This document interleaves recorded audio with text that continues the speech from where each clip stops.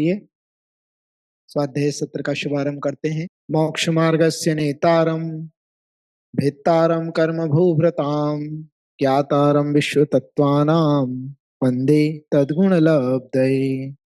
सरस्वती नमस्तुभ्यं वरदे कामरूपिणी विद्यारंभं करिष्यामि सिद्धिर्भवतु मे सदा। अनंतानंद सिद्ध परमेष्ठी भगवान की जय। आदि ब्रह्मा आदिनाथ भगवान की जय। उमा स्वामी आचार्य गुरुदेव की जय। आचार्य श्री गुप्ती नंदी जी गुरुदेव की जय। तत्वार्थ सूत्र ग्रंथ की जय। आइए पहले जितने सूत्र हो चुके हैं उनका पाठ यहाँ पर करते हैं, उसके बाद आगे की चर्चा प्रारंभ करेंगे। औपशमिक छायिकौ भावो मिश्रश्च जीवस्य स्वतत्वमौदैक पारिणामिको च द्विनवाष्टादशेक विंशति त्रिभेदा यथाक्रमम् सम्यक्त्व चारित्रे ज्ञान दर्शन दान लाभ भोगोपभोग वीर्याणि च ज्ञानाज्ञान दर्शन लब्ध्य चतुस्त्री त्रिपंच भेदाः सम्यक्त्व चारित्र संयमाश्च गति कषाय लिंग मिथ्या दर्शना ज्ञाना संयता सिद्धलेशाश्चतुश्चतुस्त्री कैक षड भेदाः जीव भव्या भव्यत्वानि च उपयोगो लक्षणं स द्विधोष्ट चतुर्भेदः संसारिणो मुक्ताश्च समनस्का मनस्काः संसारिणस्त्रसस्थावराः पृथिव्यप्तेजो वायुवनस्पतयः स्थावराः द्विन्द्रियादयस्त्रसाः पंचेन्द्रियाणि द्विविधानि निवृत्त्युपकरणे द्रव्येन्द्रियं लब्ध्युपयोगौ भावेन्द्रियं स्पर्शन रसन घ्राण चक्षुः श्रोत्राणि स्पर्श रस गंध वर्ण शब्दास्तदर्थाः श्रुत मनीन्द्रियस्य वनस्पत्यन्तानामेकम् क्रमी पिपीलिका भ्रमर मनुष्यादीनामेकैक वृद्धानि संगिनः समनस्काः विग्रहगतौ कर्मयोगः अनुश्रेणी गतिः अविग्रह जीवस्य विग्रहवती च संसारिणा प्राक् चतुर्भ्यः एक समया विग्रह एकम दो त्रिन्वा न हारकः सम्मूर्छन गर्भोपपादा जन्म सचित्त शीत समृता सेत्रा मिश्राश्चेकशस् तद योनयः जरायुजांडज पोतानां गर्भः देवनारकाणामुपपादः शेषाणां सम्मूर्छनम्। यहाँ तक अपने सूत्र हुए थे। आज आगे की ओर बढ़ते हैं। एक जीव तीन प्रकार के जन्मों को धारण करते हैं। तो जन्म धारण करते हैं तो निश्चित रूप से कुछ न कुछ शरीर की प्राप्ति होती होगी।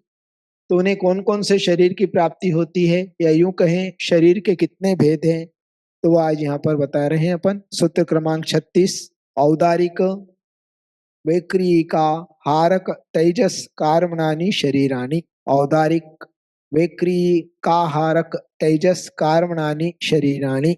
संधि विग्रह औदारिक प्लस वैक्रिक प्लस आहारक प्लस तेजस प्लस कार्माण कार्मणानि प्लस शरीराणि। इस प्रकार से शरीर के भेद, शरीराणि बहुवचन दिया है। ये 5 प्रकार के शरीर है। कौन से हैं? औदारिक शरीर, वैक्रिक शरीर, आहारक शरीर, तेजस शरीर एवं कार्मण शरीर। ये 5 प्रकार के शरीर पाए जाते हैं, है ना। इनमें से जीव मतलब शरीर को धारण करता ही है, क्योंकि बिना शरीर के संसार में आत्मा नहीं रह सकती। इसलिए कोई ना कोई शरीर तो उसके पास रहेगा ही रहेगा, है ना। अब कौन सा कितना रहेगा वो आगे बताएंगे। तो अभी 5 प्रकार के शरीर, औदारिक, वैक्रिक, आहारक, तेजस और कार्माण, ये 5 प्रकार के शरीर होते हैं। विशेषार्थ में चलेंगे। लब्धार्थ दिया है जो शरीर नाम कर्म से प्राप्त होकर के शीरियंते अर्थात गलते हैं, वे शरीर हैं। जो निरंतर गलन को प्राप्त होते रहते हैं वह शरीर है, या परिवर्तन जिसमें होता रहता है, और शरीर नाम कर्म के उदय से प्राप्त होते हैं। पहला विशेषार्थ में औदारिक शरीर। उदार शब्द महानता का वाचक है। उदार शब्द का अर्थ स्थूल भी होता है। उदार का अर्थ जो स्वयं कष्ट संकट को सहन करके दूसरों का उपकार करे, उससे भी उदार कहते हैं। जैसे उदर में रखा हुआ भोजन पूरे शरीर का उपकार करता है और स्वयं उस भोजन को पचाने आदि की मेहनत करता है, फिर भी उसे मल के सिवाय कुछ नहीं मिलता है, वैसे ही औदारिक शरीर आत्मा को कर्मों से छुड़ाने के लिए संयम, तप, त्याग, उपसर्ग, परिश्रम के कष्ट सहन करता है।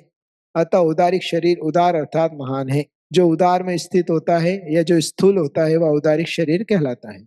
मनुष्य और तिर्यंचों का शरीर औदारिक है, क्योंकि इनमें आत्महित करने की पात्रता है। अर्थात महाव्रत अणुव्रत अंगीकार कर सकता है। यह कथन मुख्यता से है। एकेंद्रीय से असेनी पंचेंद्रिय तक का औदारिक शरीर होता है। एकेंद्रीय से लेकर असेनी पंचेंद्रिय तक का औदारिक शरीर होता है। ये बात जानने योग्य है। लेकिन वे आत्महित स्वयं नहीं कर पाते, दूसरों की साधना में प्रत्यक्ष परोक्ष रूप से साधन निमित्त बन जाते हैं। इसलिए इन्हें उपकार रूप ग्रहण किया है। जैसे पंचस्थारों के शरीर रसोई में, पूजन आदि में निमित्त उपकार करते हैं, विकलत्रय के शरीर खेती आदि के द्वारा एक दूसरे का उपकार करते हैं। तो एकेंद्रीय से लेकर असेनी पंचेंद्रिय तक का औदारिक शरीर होता है। यह औदारिक शरीर सप्त धातुओं से भी बना होता है। तो त्रियंश और मनुष्यों का जो शरीर होता है वह औदारिक शरीर है। आगे वैक्रिक शरीर, जो एक अनेक, छोटा बड़ा, हल्का भारी आदि अनेक रूप बना सके, उसे वैक्रिक शरीर कहते हैं। यह देव और नारकियों के होता है। देव और नारकियों का शरीर वैक्रिक शरीर कहलाता है। विक्रिया रिद्धि इससे भिन्न है, जो औदारिक शरीर में होती है। यहाँ रिद्धि की बात नहीं कर रहे हैं। जो अणिमा महिमा आदि 8 गुणों से एक अनेक, छोटा बड़ा आदि नाना प्रकार के शरीर बनाना विक्रिया है। और विक्रिया जिस शरीर का प्रयोजन है वह वैक्रिक शरीर कहलाता है ना। इस शरीर का प्रयोजन विक्रिया करना है। तो देव और नारकियों का वैक्रिक शरीर होता है। पर इसमें भी दो भेद होते हैं। देवगण पृथक विक्रिया कर सकते हैं, अर्थात अपने मूल शरीर को छोड़कर, मूल शरीर को छोड़े बिना अन्य जगह दूसरा शरीर बना सकते हैं। किंतु देव नारकी लोग जो हैं अपने उसी शरीर में विक्रिया कर सकते हैं, अलग से कोई नया शरीर नहीं बना सकते हैं। इतना अंतर है। तो दोनों का ही वैक्रिक शरीर होता है। आहारक शरीर, जो शुभ विशुद्ध व्याघात रहित है, ऐसा आहारक शरीर छठवें गुण स्थानवर्ती मुनिराज के ही होता है, जिसका कार्य सूक्ष्म पदार्थ के निर्णय करने के लिए केवली या शुद्ध केवली के पाद मूल में जाना है। मना परे ज्ञान, परिहार विशुद्धि संयम एवं आहारक शरीर, ये तीनों एक साथ नहीं होते हैं। यह तो नियम है। आहारक शरीर का बंध 7वें गुणस्थान से लेकर 8वें गुणस्थान के 6वें भाग तक होता है एवं उदय 6वें गुणस्थान में ही होता है। सरल परिभाषा है, सूक्ष्म पदार्थ का ज्ञान कराने के लिए और असंयम को दूर करने के लिए जो इच्छा से प्रमत्त संयोजित शरीर की रचना करता है उसे आहारक शरीर कहते हैं। तो जिनने आहारक शरीर का बंध किया है, 7वें 8वें गुणस्थान में आहारक शरीर का बंध होता है। और ऐसे मुनिराज जब उन्हें तत्व के संबंध में कोई तीव्र जिज्ञासा उत्पन्न होती है, सूक्ष्म पदार्थ का उनको भासना नहीं हो पाती है, तो उसका निर्णय करने के लिए या फिर अपने संयम की रक्षा के लिए, असंयम को दूर करने के लिए वह आहारक शरीर की रचना, उनके मस्तक से एक पुतला निकलता है, आगे उसका वर्णन आने वाला है, वह आहारक शरीर होता है। और जिधर केवली और शुद्ध केवली होते हैं, वहां पर वो जाकर अपने जिज्ञासा का समाधान करके अंतर मुहूर्त के अंदर वह पुनः लौटकर उसी शरीर में आ जाता है। इस प्रकार से आहारक शरीर की रचना होती है। तो यह भी एक शरीर है, सभी को नहीं होता है, मात्र छठे गुणस्थानवर्ती मुनिराज को, वो भी सभी को नहीं, जिन्होंने आहारक रिद्धि का बंध किया है उनको ही होता है। तेजस शरीर, औदारिक विक्रम आहारक शरीर को, कांति देने वाले शरीर को तेजस शरीर कहते हैं, अथवा जो तीनों शरीरों की दीप्ति का कारण है उसे तेजस शरीर कहते हैं। आपके शरीर में जो भी कांति है वह तेजस शरीर का कार्य है। शरीर में एक अलग चमक होती है, कांति होती है, एक तेज होता है। देखिए, आप कोई व्यक्ति जब तक उसके अंदर प्राण है तब तक वह अच्छा दिखता है, किंतु प्राण निकलते एकदम शुष्क हो जाता है। स्किन की मतलब बिल्कुल रूखी रूखी स्किन हो जाती है उसकी मृत शरीर की।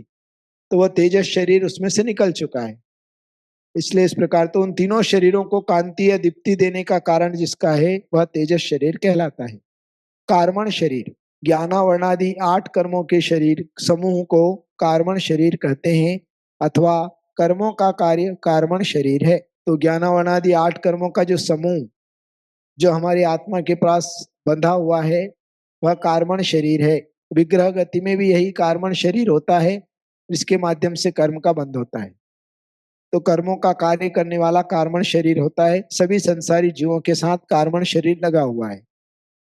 तो इस प्रकार ये 5 शरीर बताए गए, औदारिक, वैक्रहिक, वैक्रिक, आहारक, तेजस और कार्मण। ऊपर के सूत्र में जो 5 शरीर बतलाए हैं उनमें से हमें एक ही औदारिक शरीर दिखाई देता है, शेष 4 शरीर क्यों नहीं दिखाई देते? ऐसी जिज्ञासा होने पर आगे का सूत्र कहते हैं।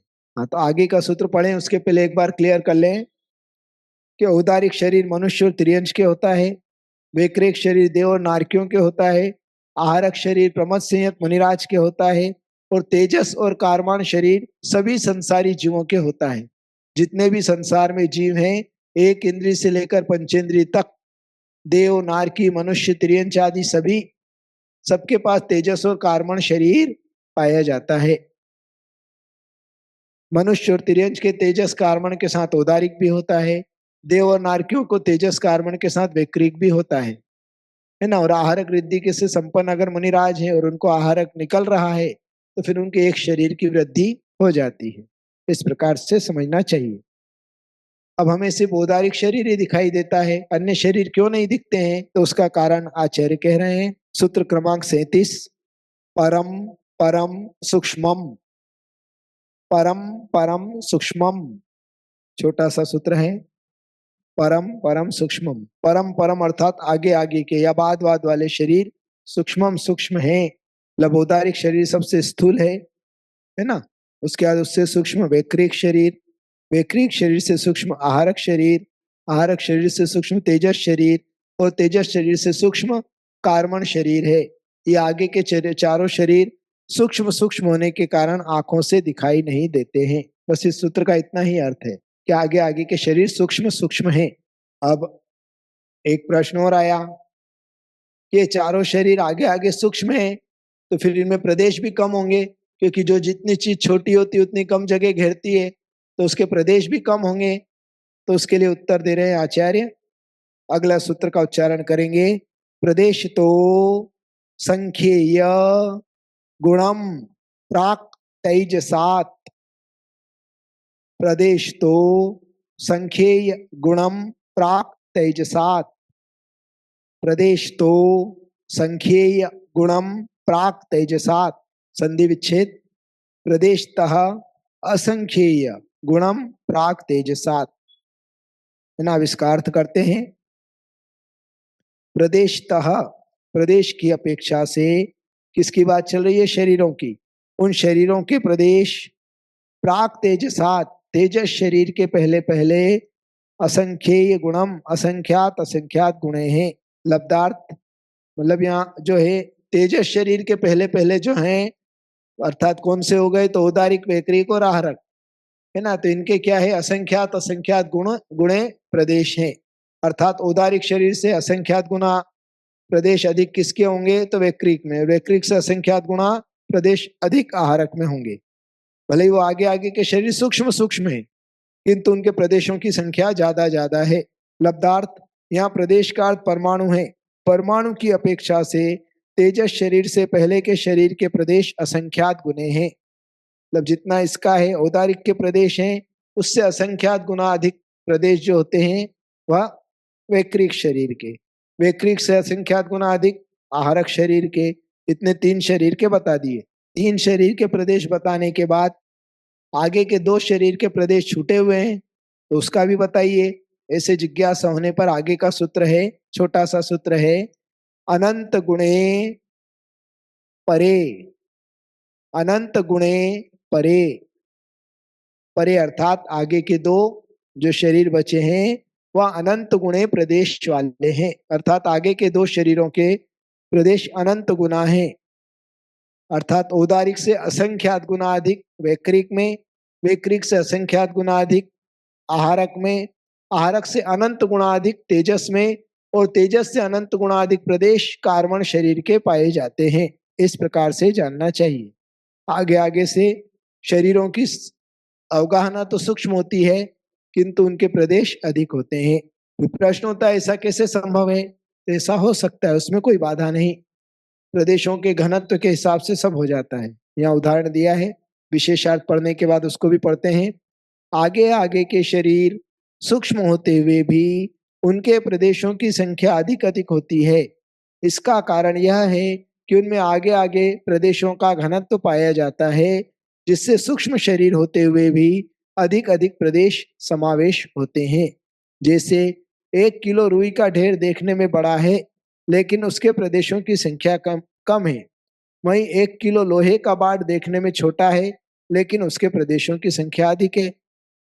आजकल वैज्ञानिकों ने 1 इंच घन लोहे के टुकड़े में 50 से लेकर 65 टन तक घनत्व संग्रहित किया है। इससे सिद्ध होता है कि वस्तु सूक्ष्म छोटी होते हुए भी उसमें प्रदेशों की संख्या अधिक अधिक होती है, और वस्तु स्थूल बड़ी होते हुए भी प्रदेशों की संख्या कम से कम होती है।